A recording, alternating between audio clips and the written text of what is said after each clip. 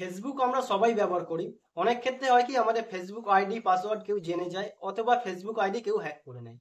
তো এই Facebook ID যাতে কেউ হ্যাক করে নিতে না পারে তার জন্য আগে থাকতে ফেসবুক অ্যাকাউন্টে আমাদের একটা সেটিং করে রাখতে হবে।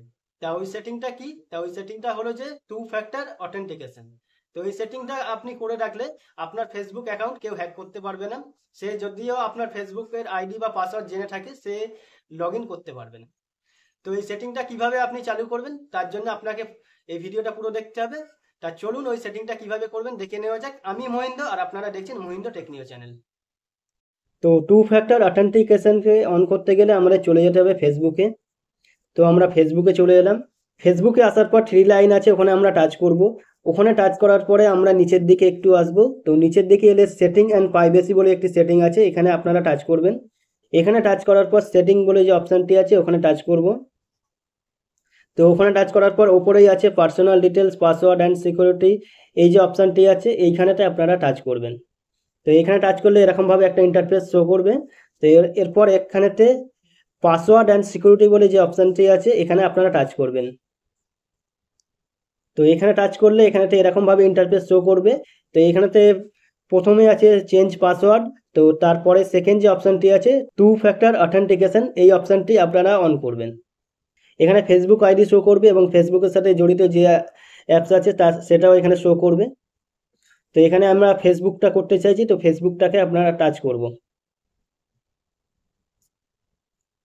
তো ফেসবুকটা টাচ করলে এখানেতে এরকমভাবে ইন্টারফেস শো করবে। তো এখানেতে সবার মোবাইলেতে এটা প্রথমেরটা সিলেক্ট হয়ে থাকে। তো এখানে আমাদের এটা করে নিতে হবে টেক্সট মেসেজ বলে যেটি আছে 2 নম্বর অপশানে।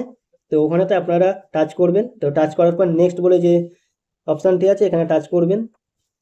এখানে টাচ করলে এবার যে নাম্বারটা আপনি দিতে চাইছেন সেই নাম্বারটা এখানে দেবেন। তো আমার এখানে যেহেতু নাম্বার আছে তো আমি এই নাম্বারটা দিলাম, দিয়ে এখানে নেক্সট করলাম।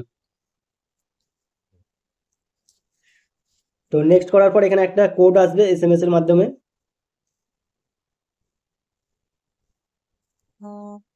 তো এখানে একটা কোড এসে গেছে, আমরা এটা কপি করলাম, কপি করে এখানেতে পেস্ট করে দিলাম। পেস্ট করে দেওয়ার পর এখানে নেক্সট করে দিলাম। তো নেক্সট করার পরে এখানেতে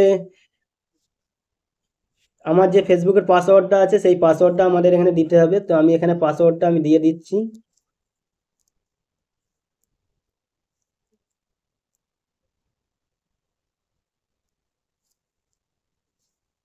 তো এখানে একটু সময় নেবে লোডিং হতে। তো এখানে প্রসেসিং এর পরে আমার এখানে এটি অন হয়ে গেছে এবং এখানেতে আমার এরকম ভাবে পেজ শো করছে যে two factor authentication is on. তো এখানে আমার নাম্বার যেটা আছে এখানে নাম্বার এটা দেখিয়ে দিচ্ছে। তো এরকম ভাবে আপনার এটা অন হয়ে যাবে। তো এটি অন করলে কি হয়, এটি অন করলে আপনার মোবাইলের আইডি পাসওয়ার্ড যদি কারোকে আপনি দিয়েও দেন, তো দেওয়ার পরে সে যখন আইডি বা পাসওয়ার্ডটা দিয়ে লগ ইন করতে যাবে ফেসবুকে তখন এটা লগ ইন হবে না। তখন এসএমএস এর মাধ্যমে একটা কোড আসবে, এই কোডটা যতক্ষণ না আপনি ওখানে দেবেন তার আগে ওটা লগ ইন হবে না। তো এই কোডটি আপনি যে নাম্বারটা দিয়েছেন এই নাম্বারেতেই এসএমএসটা আসবে এবং এই এসএমএসেতে এই 4টি কোড থাকবে, এই কোড নাম্বারটা দিয়ে আপনাকে লগ ইন করতে হবে। তো এরকমভাবে আপনি টু ফ্যাক্টর অথেন্টিকেশনটাকে অন করে নিতে পারেন আপনার মোবাইলের মধ্যে খুবই অল্প সময়ের মধ্যে। তো এই ভিডিওটা যদি আপনার ভালো লেগে থাকে তাহলে লাইক শেয়ার কমেন্ট আর সাবস্ক্রাইব করে দিও।